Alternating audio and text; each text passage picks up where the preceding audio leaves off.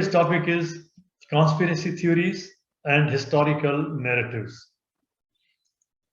Why this is important? This topic, conspiracy theories, is just one small topic, although it is, or even otherwise it's a voluminous, but in comparison to other topics, it's very small. But in order to understand the importance or the nature of conspiracy theories, we have to understand host of other things. But out of those hosts, I'm just referring to two. That is social engineering and fifth generation warfare. And I will not discuss these two topic things, social engineering and fifth generation warfare. These are separate subjects in themselves. But I'll just, in one slide each, I'll introduce that what it is. And with reference to these two things only, leaving aside the other host of things, these two things only, that is social engineering and fifth engineering warfare, we will discuss conspiracy theories.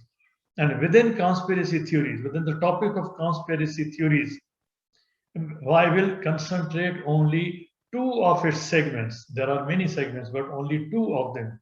One is fear, and the other is the crisis situation.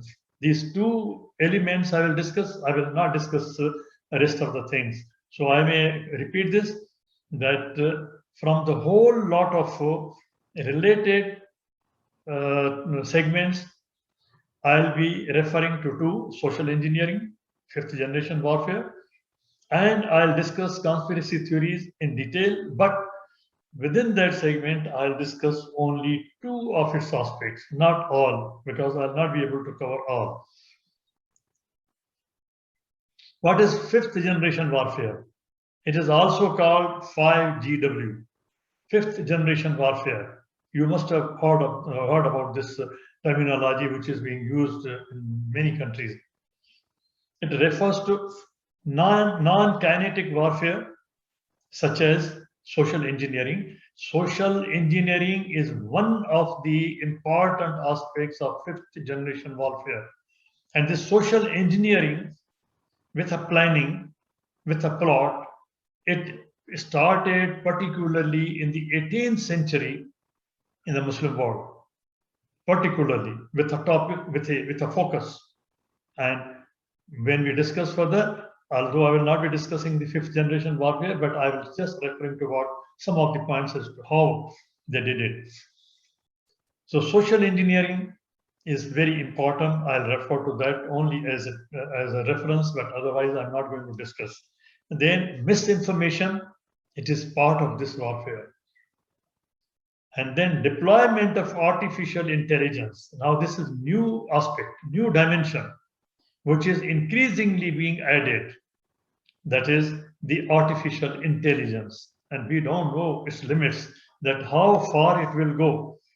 So these are three things, but we will be only referring to, discussing the aspect of conspiracy theories.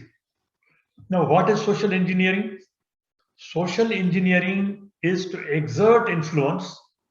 For example, great powers, the conquerors, they exerted influence from top to the lower levels.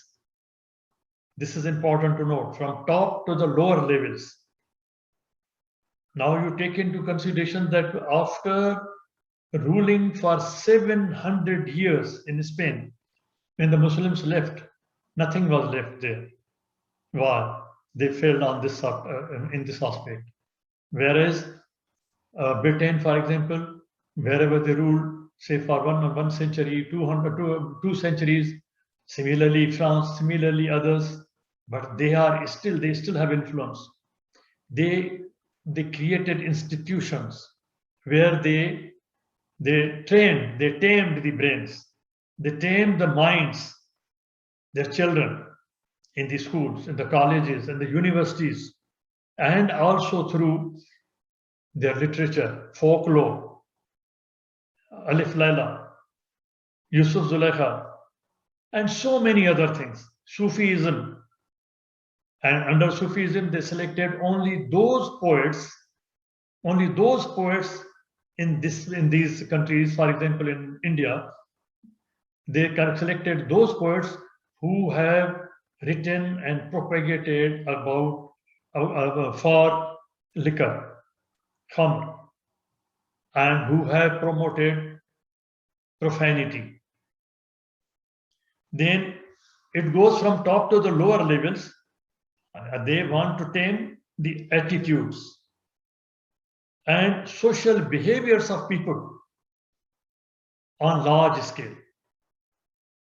One of their achievements at the last level, that is large scale, where they succeeded with a great success, and it continues, that was Sufism.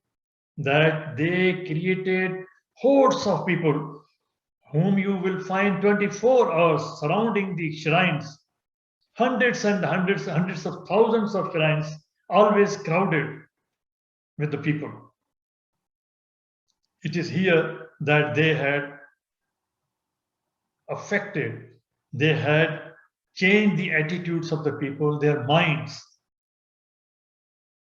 and they succeeded at the large scale. And so far as the top is concerned, they started with their institutions. And I'm not naming the institutions. There are very famous, popular institutions where the children are still are admitted and go there.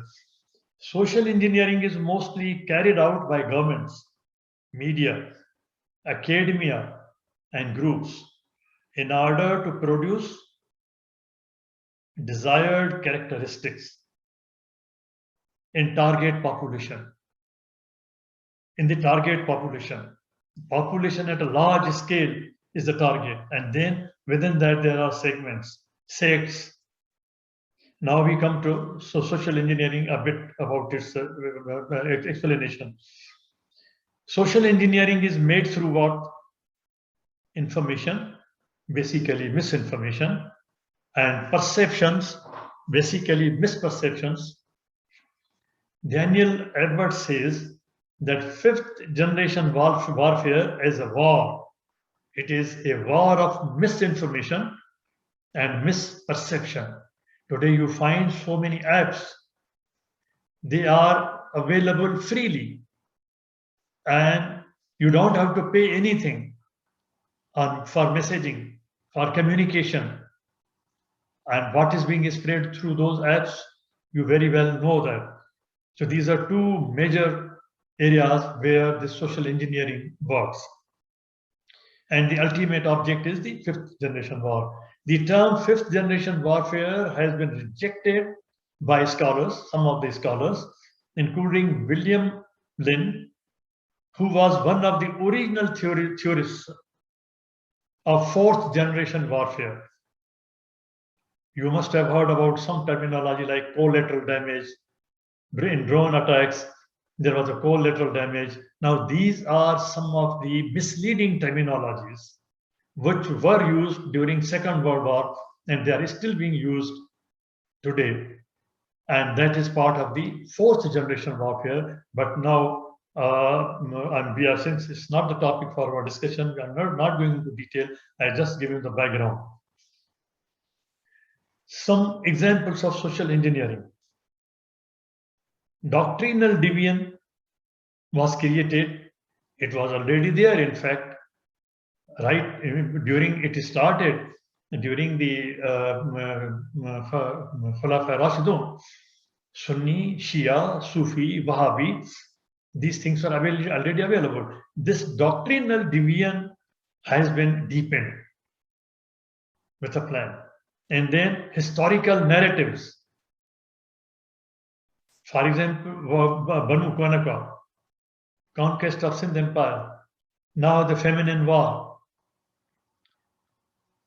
Actually, the first feminine war for the honor of the women was the war of the battle with Banu Qanqa. But nobody remembers that.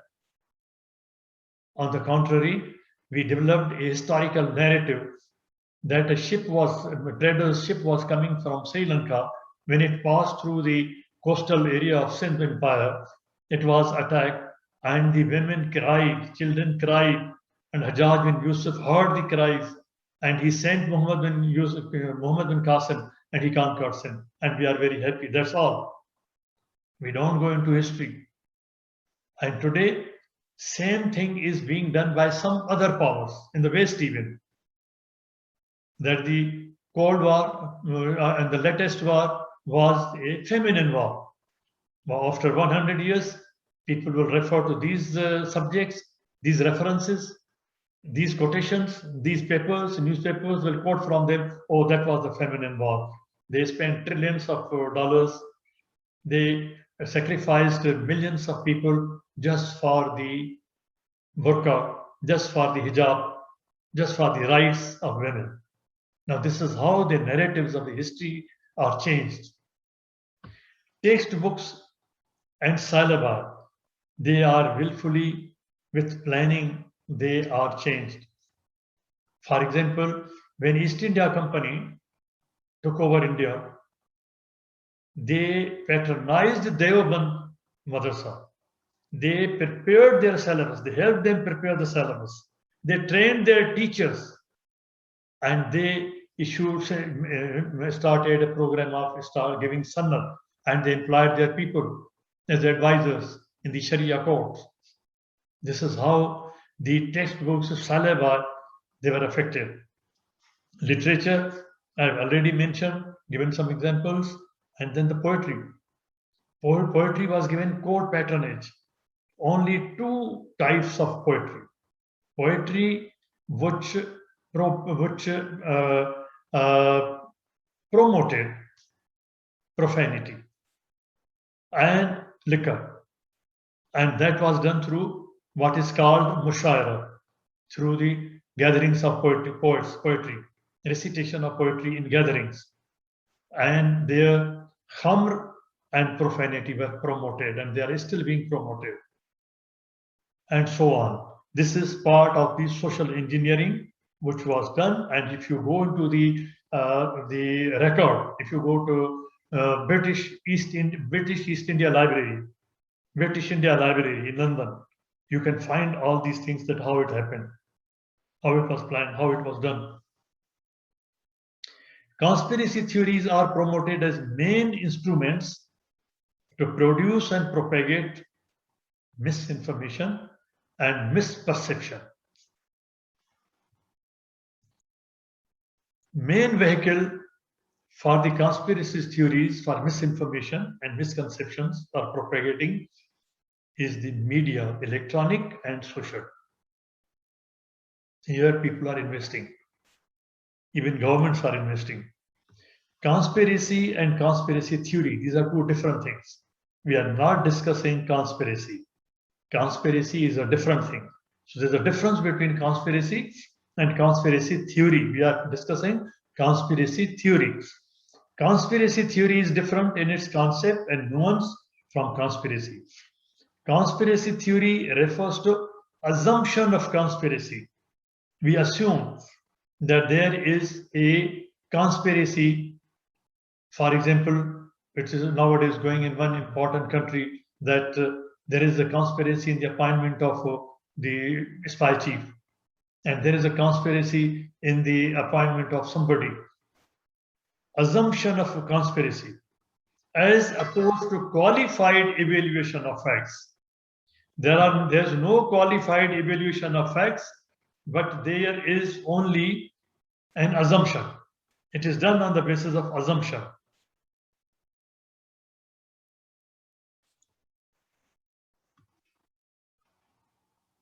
There's a tendency in the human beings to believe in the conspiracy theories. It is part of human nature. When Satan tried to mislead Adam alayhi salam, he applied this, he knew this tendency, and he used that tendency, that there has been a conspiracy.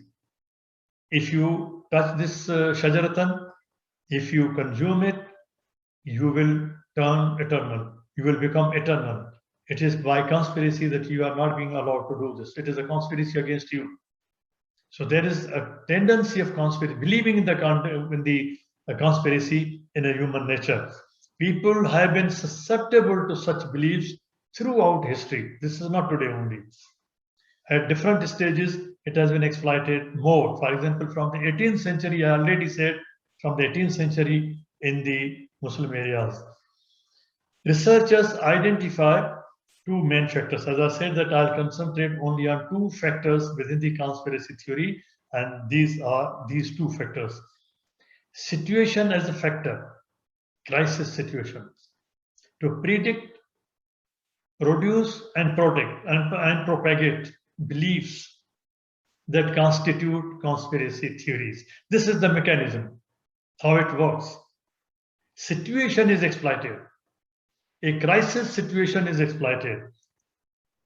Conspiracy theories originate, spread in crisis situations, protruding into future so that people then in future, after 100 years, after some time, recall and reproduce or rewrite as history and present these as historical facts, because we are doing the same things without going deeper into the things. We just look at the superficial literature which has been built up during centuries, 15 centuries, that Muawiyah conspired against Ali, Ali conspired against Muawiyah, Ibn Zubair conspired against so and so, Yazid conspired against so and so, Hussein conspired against so and so.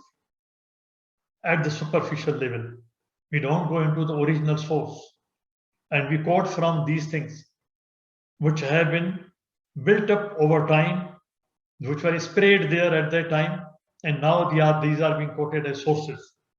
I very proudly I may quote that so and so said this, so and so narrated this, and then I quote this, and people feel happy that okay, I have at least referred to somebody without verifying the original source. Conspiracy theory is an attempt at explanation of a situation when other probable and logical explanations could be available. There are logical explanations available why the first fitna, why the first civil war took place. There were social reasons, there were political reasons, there were economic reasons, but we have never analyzed that. When the survey was conducted in Kufa and Basra during the reign of Ali, it was found that the population of Kufa was about 130,000. And more than 100,000 people were bachelors. And this lot, the bachelor lot, were poor also. They were jobless, they were homeless, and most of them were they were ex-army. There were social reasons, there were economic reasons, there were political reasons. We have never analyzed that, why there was turmoil against Usman. What were the economic policies of Usman? He wanted to move forward from the tribal society to agriculture reform. Since we failed to go into agriculture reform, and at this stage we were trapped into the civil war, we never went from tribalism to agricultural reform. And you cannot directly go to the industrial revolution from agriculture without going first to the agriculture revolution. Whereas we look at the history of revolutions in the West, from tribal setup, they went into agricultural. What was Renaissance before that? What was French Revolution? Peasants' Revolution. Why Magna Carta was concluded? Peasants' Revolution. It was Peasants' War. It was Agriculturist War. French Revolution was the Peasants' War. We never took that into consideration. When Feroz Lulu was discussing with Hazrat Umar that my master is not giving me the enough return for my value addition, he was in fact discussing with him surplus theory, which was ultimately discussed by Marx.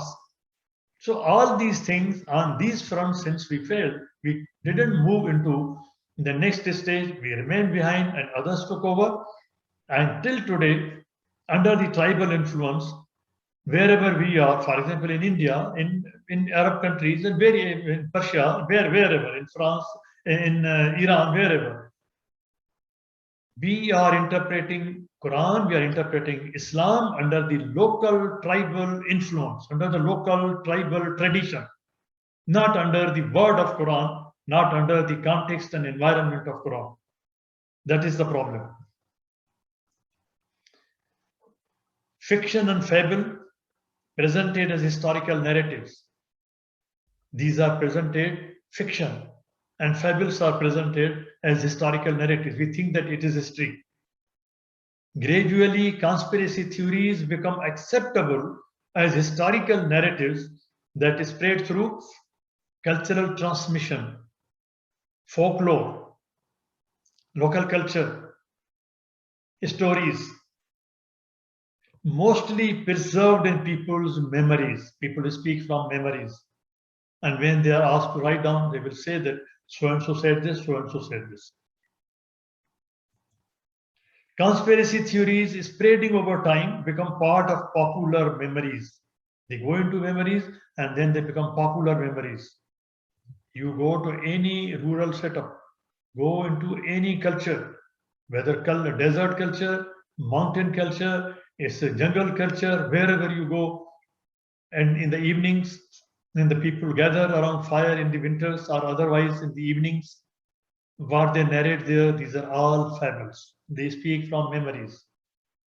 That is their history, how they interpret their history as presentations of historical events, even long after the related perceptions of uncertainty and fear had disappeared. But still, they believe in those theories. We every year mourn the conspiracies of Yazid, the conspiracies of Muawiyah, the conspiracies of some people refer to different people. And this is our history. This has become our history. However, not all conspiracy theories become history this way, in this way. Plausibility that people accord to some conspiracy theories can decrease over time as a function of new insights. But new insight comes with thinking, critical thinking. But that comes with education. No insight without thinking, and no thinking without information, without education. Today, few modern Western people endorse beliefs comparable to ghost conspiracies. But these theories are still common in other parts of the world, particularly in our part of the world. Can you imagine the statecraft being run with the black magic? Can we quote any other, lesser example? Ghost conspiracies. Still believing, now it has come to the level where we believe that the statecraft of the country can be run through the ghosts, through the jinns, through black magic. A desire underlines. There's a desire in the belief in conspiracy theory to try to make sense of the event. Since people don't understand, they try to make sense of the event. Why so and so killed him? Why so and so did that? Why Musa Ashari is blamed to have conspired, but then we try to create a sense out of that, and then that becomes popular. Such sense-making effort stimulates conspiracy beliefs in a social context that takes over on or involves ideologically dissimilar groups, opponent groups, different groups, Sunnis and Shias. It involves them. And then the positions are hardened. Then the battlefields are planned. Belief in conspiracy theories is an attempt at making sense, as I explained, of a situation where uncertainty and lack of control, these are two important things which happen. Attempt to make sense of the event or situation intensifies when people feel that they have no control. They think that they are just being dragged. They have no control over the government. They have no control over anybody. Now we are helpless.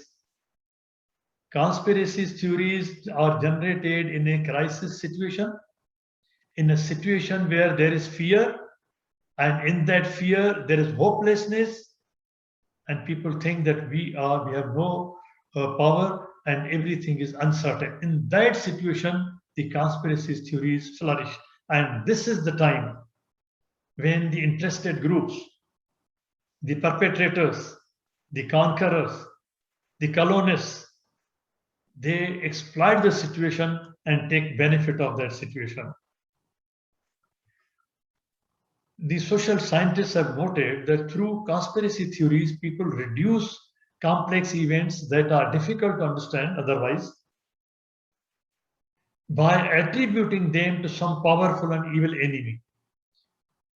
For at least more than 3/4 of a century, we have in our countries, different countries, we have one enemy number one. And everything is attributed to the conspiracy of enemy number one. We have an enemy number one, so therefore he must have done this, and he is doing that, or she is doing that, and we fall prey to that. Conspiracy theories encapsulate complex events into a simplistic, not only simple, simplistic story. Novice, portraying a powerful enemy who is perceived to be evilfully crafting, which is easily acceptable for cultural transmission, folklore, stories at the local level, into lay people like me. If I have no historical background, I don't understand history, I am a lay person to understand history, I'll be more affected. In subjective perceptions, people in crisis develop conspiracy theories that assume that powerful government or groups deceive people deliberately, which aggravates trust deficit.